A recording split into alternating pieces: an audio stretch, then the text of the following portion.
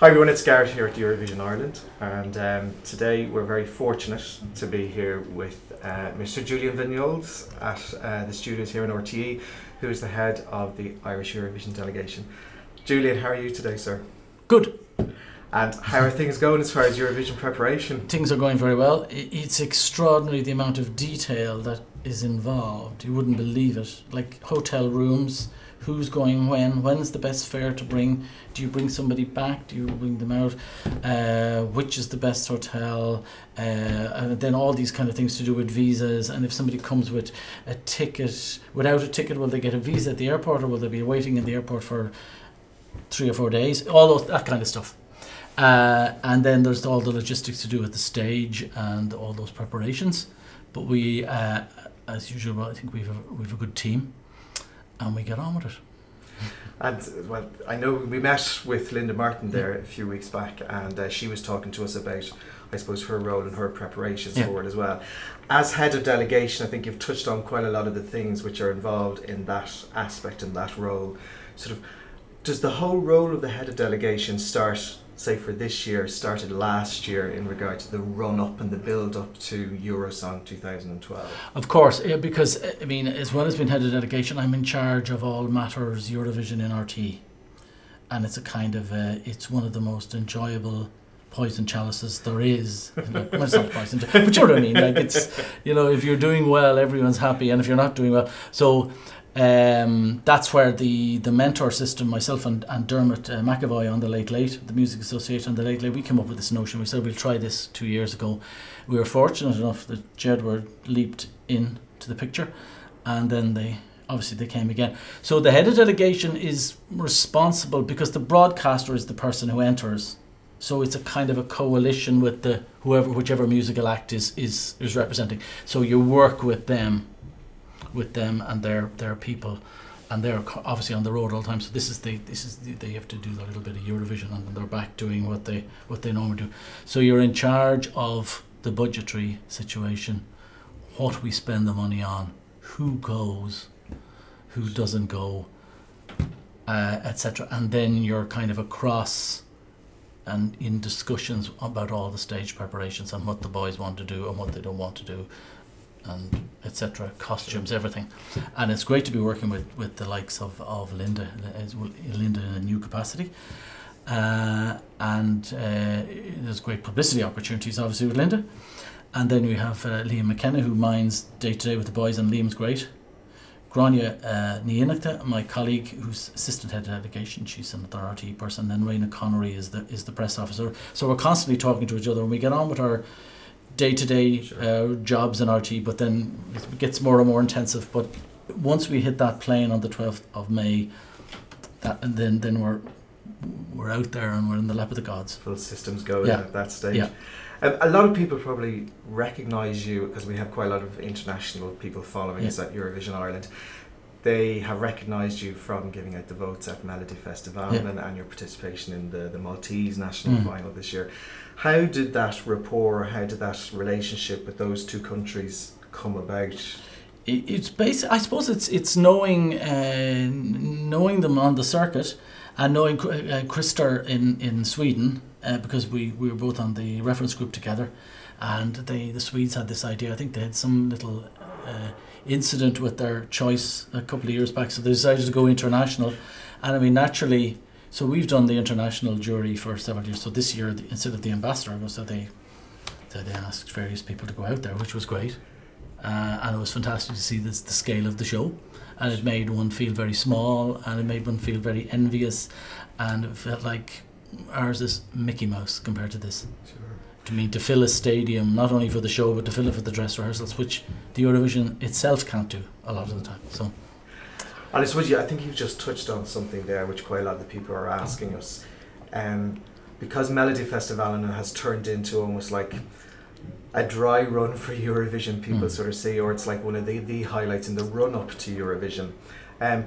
Would we ever potentially see within RTE moving the actual Eurosong final out of the Late Late Show and putting it in a separate show itself? or is there any leverage maybe to piggyback off, say, the Voice of Ireland, or use their, Yeah, there's a few problems there. One is the Voice of Ireland.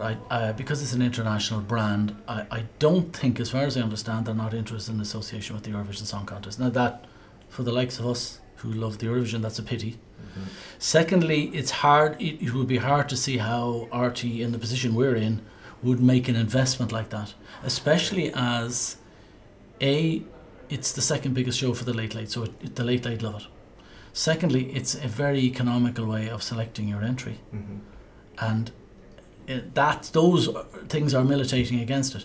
Also, I think that Sweden is very unique in that, I mean, they've built this up for years.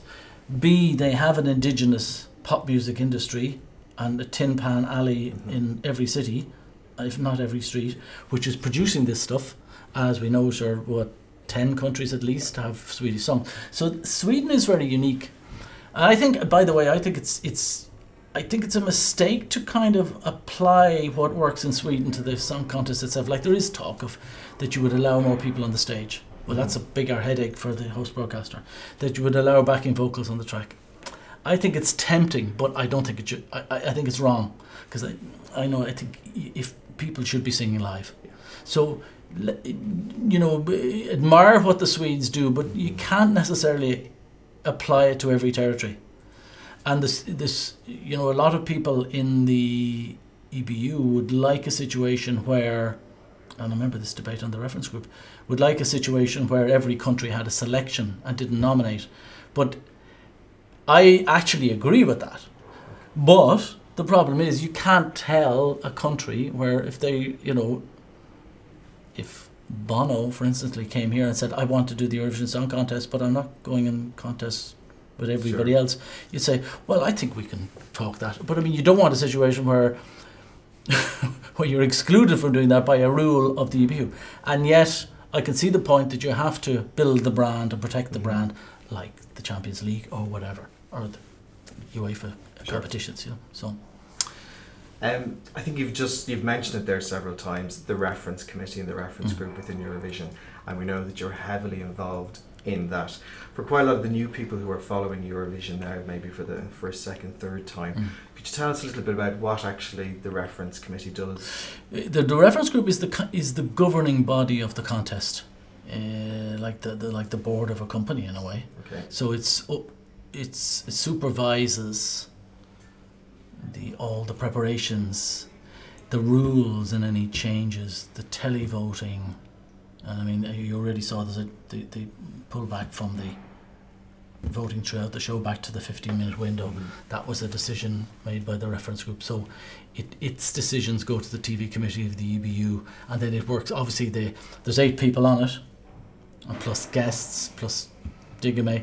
And 3 to 4 of those are elected, and then the past executive producers, the current executive producer, and the past 2 for their skill and are part of the team.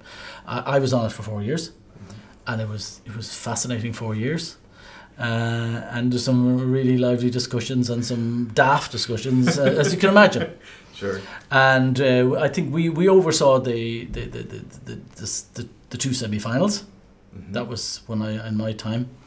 The two semi-finals, and then going from having the wildcard thing, we dropped that. All those kind of issues. But I think now you have a fairly well-oiled machine for the last 2 or 3 years with only minor rule changes. And fortunately, in my view, it hasn't expanded. I think 42, 43 countries is enough. I think if it got any bigger. The question still remains about the big 5, as they are now. It used to be big 4, not big 5. Yeah.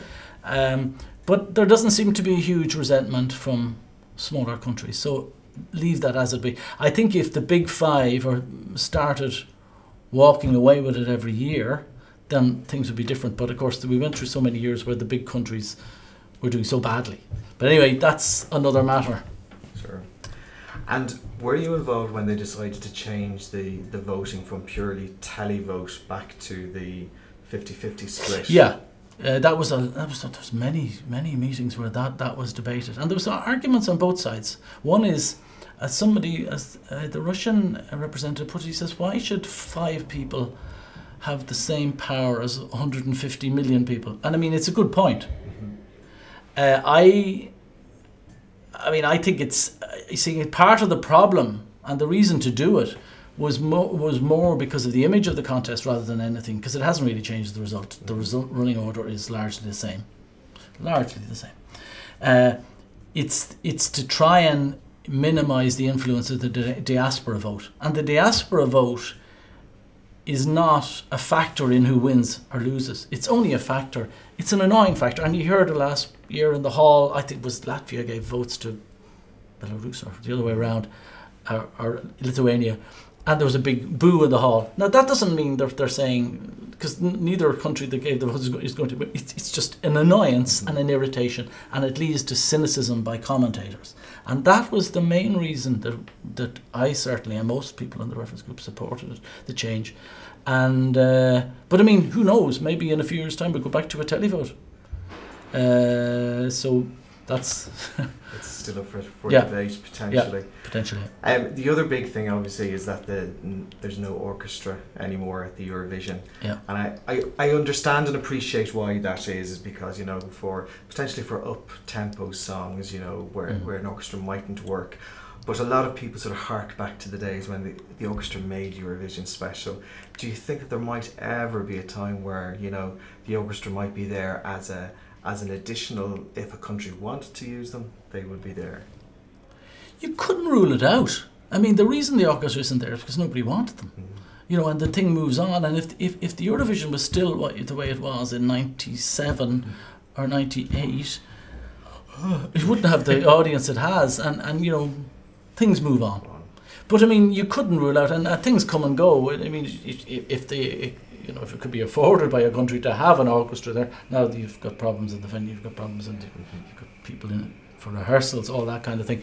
But I mean, I think that it's a nostalgia thing on the part of some people. I think a very small number of people. Sure.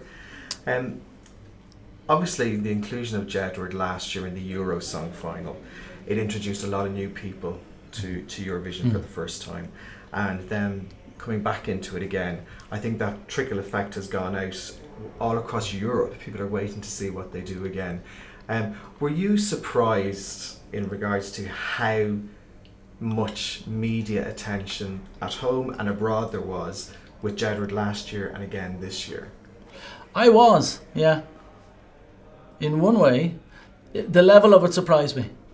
But I think I shouldn't have been surprised given the level of attention the boys have here and in across the water. You know, there is a charm that they have that's really infectious, and there's a likability that very few acts have. And you know that it could have gone either way. That Europe could have said, you know, this year they could have said, well, not really. That was good last year, lads, but so we don't know. Sure. I mean, but all the indications are they're just as interested in the boys this year. But it was great to have a really, as I would say, a really happening act represent us. And with due respects to the people who represented Ireland you have a very happening act, an act that has people queuing up in Dundrum shopping centre for. Now that doesn't happen to any, with due respects again, to a lot of the people we've had. Yeah. So that's great, and it brings the contest into the pop mainstream, if you like. And of course, Lena from Germany had done that in a big way, which is great. I mean, whether there's a pop mainstream, what the pop mainstream is at this stage of the game, maybe, but I mean, at least. And I think the Eurovision has probably worked for Jedward better than it's worked for an awful lot of acts. Now it's not there with ABBA, but it's really their profile went up. A lot of people's it goes down if you don't get a good result. And I mean, so it's been great that way. Yeah. I think that. I mean, we have to give credit to Louis Walsh for saying this was an opportunity, and they were the right act to put in. Sure. Was there the temptation there that because Jedward had expressed an interest following Dusseldorf, that they loved the whole experience, they loved, you know, what Eurovision was and what it meant, that they would love to return back to Eurovision. And once they sort of mentioned that, quite a lot of their fans said, okay, let's get behind this to get them back again. Did you ever consider maybe going, well, why don't we have Jedward perform all the songs in the national final, or did you want to still have it as it was, where the general public got a selection? That was very tempting, but it's very risky, because if it goes pear-shaped, then people say you didn't have much imagination, they didn't face a public vote. So I mean, it's much better in a way for Jedward to go in to a competition again. Mm-hmm. Now it does intimidate the opposition, but they were, you know, if we had nominated them and they'd gone and they come, or they didn't get a result like last year, then egg on face of RT, which is not good. Sure. So I mean, I think it's worked for the best. Mm-hmm. I mean, they came in and they fought with the other songs and they won. They won. I think it was a very good... And they won the juries. It wasn't just their fans voting for them, as we saw. So. No, I think you just hit the nail on the head. They won both the jury and the tally vote this year, which was fantastic to see. It was almost like an overwhelming endorsement for them as the act and the song to go forward. We've had quite a lot of people who've asked for their questions to come in from across Europe. And if I can just run through a few of them with you. Yeah. We've had Ilona from Russia and Bing Bing from Germany have said, how do you rate Ireland's chances this year in the competition, and looking at the rest of the countries who are participating this year? I'm loath to predict. It's just it's an inexact science.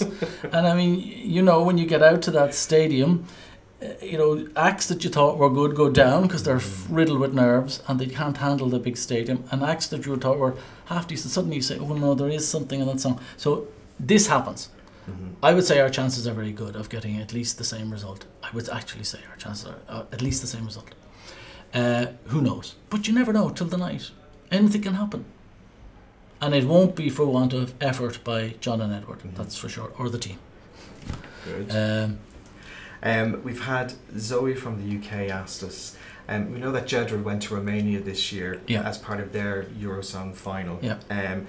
Would that be something that potentially maybe in the following years the Irish act would potentially go to other national finals in advance of the Eurovision? Well, yeah, I mean, but the trouble is you have to be invited. Okay. And you're not necessarily always invited, and a lot of them are the same night, so you can't go to them all. Secondly is, I mean, people talk about touring, and I think the jury's out on touring. I mean, if you get a big television show in a country, yes. But, I mean, you can't be everywhere all the time. I mean, it would involve a horrendous budget and schedule. And also, a lot of countries would look for a reciprocal arrangement. And we've only 2 shows here, live shows, that we can put. And then the shows maybe don't want the entry from Moldova as a contra deal. Sure. You know, or just to give an example. Yeah. I mean, I've always tried it, and you know, like the country that maybe wants us we mightn't want their act. Yeah. So, but I mean, yes. Now I've seen, you know, you've seen, and everyone has seen over the years, countries that spent fortunes of dodgy money sending people around the world with their backing track, and it didn't work for them. And I think just because I remember in the 2006, and Brian Kennedy and I went to about 3 countries, and he went to another 2 on his own, and we didn't get any points more in those countries than we got. Now that doesn't prove, but it's an indicator. Sure. And I mean, and then there was, you see, if you tour every country, but maybe you're only getting a tiny little radio show somewhere, it's no good, or there's a little bit in the paper. Or sure. I think the Eurovision is about, I mean, it's viral now, and the internet is so important, and the rehearsals are so important on YouTube, but it's about what you do on the night. And I mean, you might be number 1 in a country, and Estonia might think Jedward are great, but it doesn't necessarily mean they vote for them on the night, necessarily. Very true. Yeah, no, that's very true. The There was quite a lot of rumours recently in regards, I suppose, the potential terrorist attacks on not just Jedward but all of the foreign contestants going to the contest this year. I mean, have you been briefed by the Yeah, we had several emails. Well, I mean, I was at the head of delegation meeting in March, and there was, I would say, the security is as impressive as any year. I mean, they do everything. I mean, they scan the stadium before it's built. I mean, they monitor in case anyone's planting stuff while in the construction. Oh yeah, Really? it's very. I mean, they've. Oh yeah, you have to do that because, you know, there could be bombs put into the concrete and all that kind of stuff. And then there's the security on all the hotels. I mean, all that kind of thing is done. And I mean, you know, I don't think there's any need for. I mean, every year. It just takes one phone call for somebody to make a threat, and I don't think this is any real, you know, it's any no worse than. And I mean, the thing is that there is security every year, no matter what city is in, that monitors all the activity of, let's call them, extremist groups. So I mean, we've no more worries than any year. I mean, there's obviously, you can be a target, but you live with that, really, you know. Yeah. And the EBU have been quite clear and categorical, saying they have absolutely full confidence in the Azeri security operation in Baku. Fine? Excellent. Yeah. Yeah. Oh, very good. One of the other rumours that was in some of the national newspapers recently was that Jedward were going to put additional funding into their performance at Eurovision. As that it was rumours, you know, and some of the papers were alleging that. Is there any truth to that? I think, don't believe what you read in newspapers. I mean, the point is, RT has a fairly okay budget in relation to our participation, and I mean, there's everything from hotels to what goes on the stage. I mean, in the Jedward's case, we're fortunate enough in that the boys dress themselves very well, and they're very gifted in that, in their sartorial, you know, imaginations, and I think further than that, it's hard. I mean, what is Jedward's normal career and what's Eurovision? There's a kind of a grey line between the two. Sure. But I can assure you that all the budget that I have at my disposal for the team is used in pursuit of points. That's all I can say. That's really all, sure. You know. Rehearsals. Yeah. I know the guys are in rehearsals, and that I know over the coming week it'll be like really full time, 100%. Yeah. How does the actual rehearsal process work when it's still in Ireland? Like, do the guys go off and work with Linda, or is there a representative? Well, no, we have an area in one of the RT studios is free, so we'll have an area marked out that is roughly as near as we can to the actual size. Okay. And Stuart O'Connor, who's the boys choreographer for this, he'll go through the movements with a backing track, and the backing vocalist will work with the in-ear monitors and all that. So we have a setup that's as near as we can, obviously with not the lights or anything like that. So that their movements are as coordinated as possible, and everything is. And I mean, there's little small changes, but. We've had to already send a rough shot of the actual choreography and the movements. Yeah, every year that has to happen. Okay. So we've done that. Goes off to the broadcaster. It goes off to the multi-cam director. A wide shot of all the movements, so you can see who's moving where. Now, if you don't adhere to that, then you're on the back foot for the first rehearsal because the director doesn't know what's happening. So that's what happens. So it's fine-tuning the movements that are already decided. So it'll be pretty much well rehearsed before we even. Oh, it has to be. You have to have. You know, they have to know it backwards, because when you get onto that stage, it's hugely intimidating, and the distances are suddenly, and then there's a massive PA whack in your ears. So, which is intimidating. No.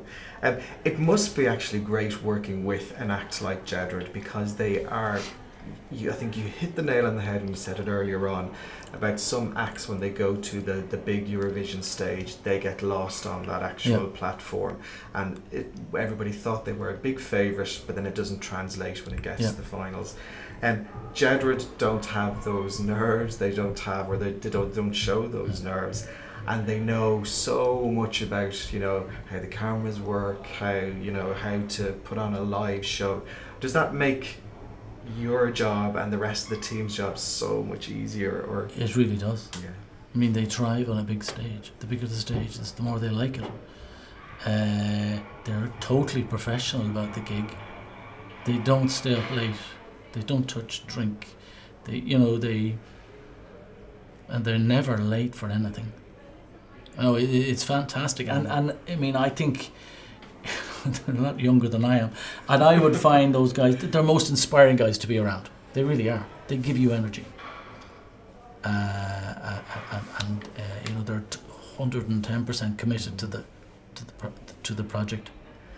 And having Linda Martin back then again, I suppose in a new capacity, I suppose, as a mentor. Obviously, I'm sure you've known Linda before this year, but how is it having Linda back? Because it's her 20th anniversary. Yeah, I mean, she hasn't been at a contest for a few years, but she's a fairly shrewd observer of the competition. And I mean, she has, as we know, she has a long relationship with John and Edward, which is useful. And she will get many photo opportunities with the boys and on her own, as she would like. So that's good. So I think we've no worries on that front of getting photo ops. Excellent. And it's good to have the Azerbaijan voting in our semi, which is useful because the local press will get plenty of local press. Excellent. It'll be worth doing. It'll be worth taking the time to do. Brilliant. But our priority really is the countries in our semi. That's the first hurdle to get over. And as we know from last year, we only came 8th in that semi, so it's all to play for. We have a lot of people who follow us on our network site from all across Europe, and quite a lot that are in our semi-final, and they're all definitely saying that they're going to be voting in their droves for Jedward. So fingers crossed that translates into the votes, as they come along. I suppose a lot of people would, when you ask them if you had a greenfield site going forward and you could pick anybody you wanted to represent Ireland at Eurovision, who would you like to see being involved in the Eurosong or the Eurovision for Ireland? Is there anybody out there, any acts or solo singers or anything like that? That's a difficult one. I mean, the thing is that it's difficult to mention names of people because they have their own, it's a risky thing for them, and they have their own kind of career strategy.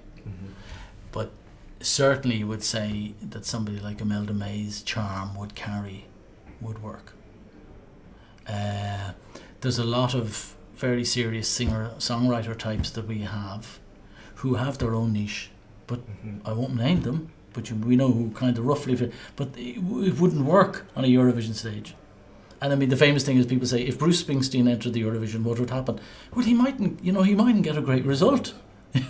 Very true. So, I mean, if U2 said they wanted to enter the Eurovision, I think, we'd have to look at it seriously. But I mean, they're not. That's and the history of, apart from, exceptions, the history is of lesser known people taking that professional chance.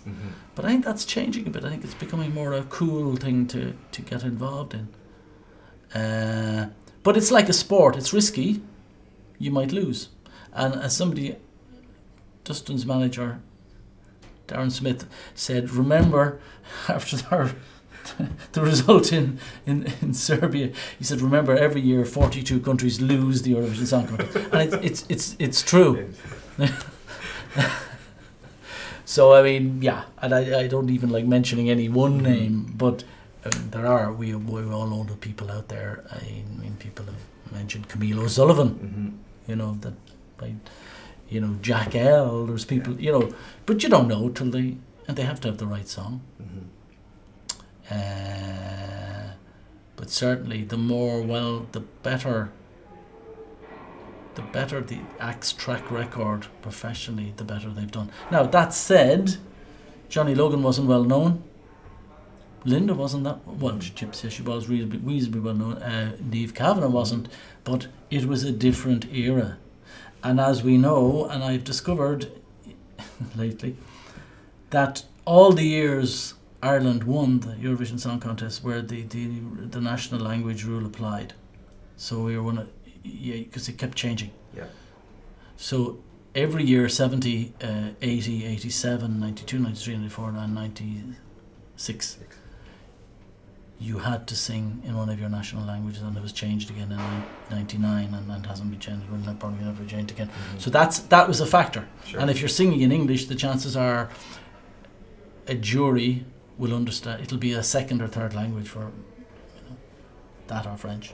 So I mean, an awful lot of France, UK, Ireland, all their victories were in that period. And of course the contest changed because Europe couldn't expand westwards because there's only sea, it expanded east, and more countries became independent. And of course, most of them still haven't won the contest, contrary to popular myth. I mean, Serbia is the only country in the Balkans that's won it. I mean, if you count Greece in the Balkans, maybe, yeah, okay, but they won it once, and they've been in it for donkey's years. So, and Belarus, with all their neighbours, have yet to do well even. Poland, surrounded by countries, can't get a good result. Got out of the semis once. But now I'm going on, so stop me. This is what we like. This is what we like. For next year, and I know we haven't even gotten over this year yet, but because I know that obviously the Eurosong, it just doesn't happen overnight. No. There's quite a lot of preparation before that. And I suppose the great thing about Jedward is that they've actually brought so many new people following Eurovision here in Ireland. Is there any plans or anything to look at on how do we maintain those people, unless Jedward want to go 3 times in a row to represent Can't Ireland? rule anything out. Exactly, yeah. No rules says you you heard it can't. here first. But does that sort of worry you in any way that next year, that there mightn't be as much of an interest? It does in a way, because if Jedward weren't to do it, now, you could argue whether it's a good thing or a bad thing. But first of all, it's too early to say till we see the result. Yeah. But yes, it would be great to have that youthful following, because the late skews older, as we know. It would be great to have that. But who knows who will emerge? Who knows who would come up in a competition again? I mean, and it will be decided by, there'll be discussions in RTE, in television, over the summer as to do we go again with the mentor system or not. It has worked. Now, it hasn't produced, in my view, a run of songs that was an awful lot better than an open competition. Apart from, Jedward. Yeah. But Jedward would probably have entered if we had an open competition anyway, because Louis Walsh had identified this as a good career move for them, and he was right. So it's all to play for. Good. And in regards to the competition this year, have you looked at any of the other entries from the other countries, and who might you be keeping a close eye on when we get to Baku? You'd have to look at, in no particular order, as they say. I think there's a lot. I think if you take, there's 10 or 15 contenders there who could go right up. And you think of, this week is obviously very strong. Who knows when she gets to the big stage? It's not that accessible a song lots of ways. She's a brilliant singer. Maybe there's something missing in it. The Russian grannies, novelty, although novelty doesn't work. I think Iceland could be a joker in the pack. Spain, although I'm not that keen on it, but it might get Spain the best result they've had for a while. I like the French one. Yeah. I like the Serbian one. You mentioned the Ukraine, which I ignored. Watched it once and didn't like it particularly. But songs you don't like one week, and suddenly you say, I get it. And that's the great thing about pop music, isn't it? And people say Waterline is not as good as the song last year, and other people say no, it's better, it's more mature. You know, Lipstick was a special song, but Waterline is different, and maybe it's more of a grower, and that's no harm now in these days where an awful lot of the people voting, as far as we know, are people who keep looking at the online stuff and who know the songs by the time they vote. I mean, as far as we know. Jedward were at the Eurovision in Concert show in Amsterdam recently, and they were kept to the second last to perform. Obviously, they always keep the Netherlands to the last to perform. And I think, to me, that sends out quite a very good, strong message that even the producers of that show were conscious that people are tuning in or turning up because they want to see Jedward, they know about Jedward, and the song got one of the biggest reactions. So Liam McKenna texted me from, I thought the billing was great. Now, what I knew it when they were mailing saying, is any way Jedward will come over, and the ecstasy from the organisers because they knew that was a trigger to get, you know, and then the people who were running the Eurovision Village in Baku, you know, normally they just send a general email out, you know, will you come and perform in our village? But this time I got an email saying, I assume Jedward, you know, it was directed to not a general one, you know, in other words, we want the boys there. So that's always, there are good straws in the wind. Doesn't mean you're going to win, but you know, you're Excellent.